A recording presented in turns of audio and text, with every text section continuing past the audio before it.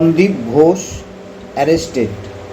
সন্দীপ ঘোষকে গ্রেপ্তার করল সিবিআই। রাতে আর ফিরতে হবে না আরজি করের প্রাক্তন অধ্যাপককে। সন্দীপ ঘোষকে গ্রেপ্তার করল সিবিআই। তবে আরজি কর মেডিকেল কলেজ ও হাসপাতালের তরুণী চিকিৎসকের ধর্ষণ ও খুনের মামলায় গ্রেপ্তার করা হয়নি তাকে। দুর্নীতি মামলায় তাকে ধরেছে সিবিআই। আরজি কর মেডিকেল কলেজ ও হাসপাতালের প্রাক্তন অধ্যক্ষ সন্দীপ ঘোষকে গ্রেপ্তার করল সিবিআই। তবে সূত্রের খবর, আরজি কর মেডিকেল কলেজ এবং হাসপাতালের তরুণী চিকিৎসকের ধর্ষণ এবং খুনের মামলায় তাকে গ্রেপ্তার করা হয়নি। দুর্নীতি মামলায় তাকে গ্রেপ্তার করা হয়েছে বলে সূত্রের খবর। আর সেই খবর পৌঁছানোর পরেই উচ্ছ্বাসে ফেটে পড়েছেন জুনিয়র ডাক্তাররা। কলকাতার পুলিশ কমিশনারের বিনীত গোয়েলের ইস্তফার দাবিতে লালবাজার অভিযানের মধ্যেই এক আন্দোলনকারী জুনিয়র ডাক্তার বলেন, যেটা পুলিশ করতে পারেনি সেটা সিবিআই করে দেখিয়েছে। অপর একজন বলেন, তাকে সিবিআই গ্রেপ্তার করলো অথচ এখনও স্বাস্থ্য ভবন থেকে অপসারণ করা হয়নি। আলালের ঘরের দুলালকে গ্রেপ্তার করল সিবিআই। ধর্ষণের মামলায় তাকে গ্রেপ্তার করা হয়নি। তবে সন্দীপকে যে গ্রেপ্তার করা হয়েছে তাতে আন্দোলন থামবে না বলে সাফ জানিয়ে দিয়েছে। অপর এক চিকিৎসক ফেয়ার্স লেনে ধর্নায় বসে থাকা এক জুনিয়র চিকিৎসক বলেন, ধর্ষণের মামলায় তাকে গ্রেপ্তার করা হয়নি, দুর্নীতির মামলায় স্যারকে গ্রেপ্তার করা হয়েছে। তাই দিদির ঘটনায় যারা আসল দোষী তাদের খুঁজে বের করতে হবে। আমাদের আন্দোলন চলবে। কিভাবে সন্দীপ গ্রেপ্তার করল সিবিআই? আরজি কর মেডিকেল কলেজ এবং হাসপাতালে তরুণ চিকিৎসক ধর্ষণ ও খুনের মামলায় তদন্ত ভার সিবিআইয়ের হাতে যাওয়ার পর সন্দীপকে 15 দিন জিজ্ঞাসাবাদ করেছে সিবিআই। প্রতিদিন সিজিও কমপ্লেক্সে আসতেন সন্দীপ। তারপর রাতে বা গভীর রাতে বাড়িতে ফিরে যেতেন আরজি কর মেডিকেল কলেজ এবং হাসপাতালের প্রাক্তন অধ্যক্ষ।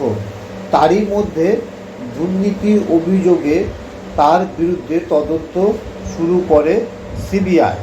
সেই আবহে আজ 16তম দিনের জন্য জিজ্ঞাসাবাদের মুখে পড়েন সিবিআই। সিজিও কমপ্লেক্সে আসেন। তারপর সন্ধ্যা 7টা নাগাদ তাকে সিজিও কমপ্লেক্স থেকে বের করা হয়।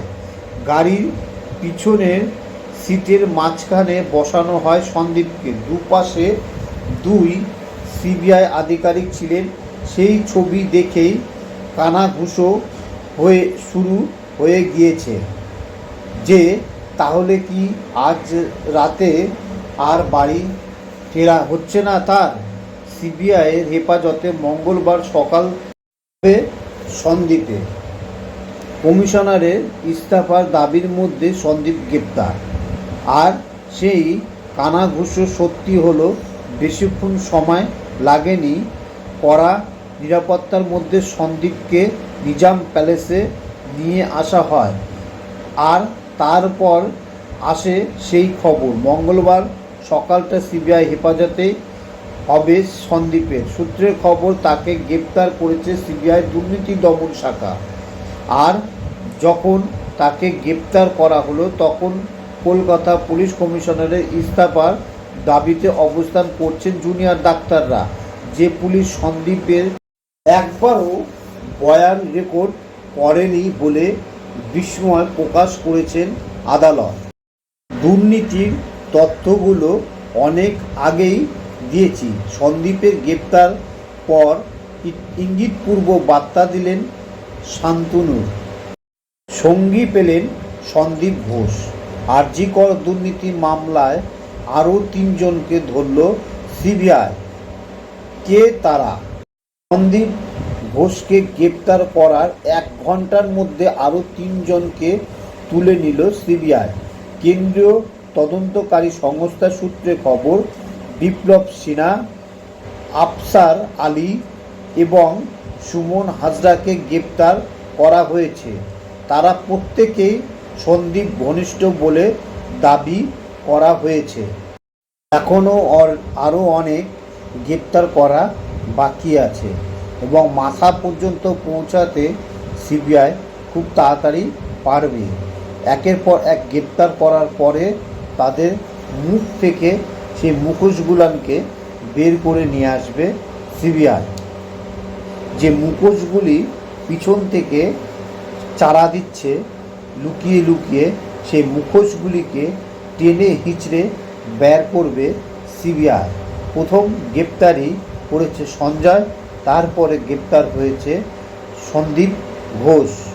সাথে সাথে আরও 3 জন গ্রেপ্তার হয়েছে, বিপ্লব সিনহা, আফসার আলী এবং সুমন হাজরাকে গ্রেপ্তার করেছে সিবিআই।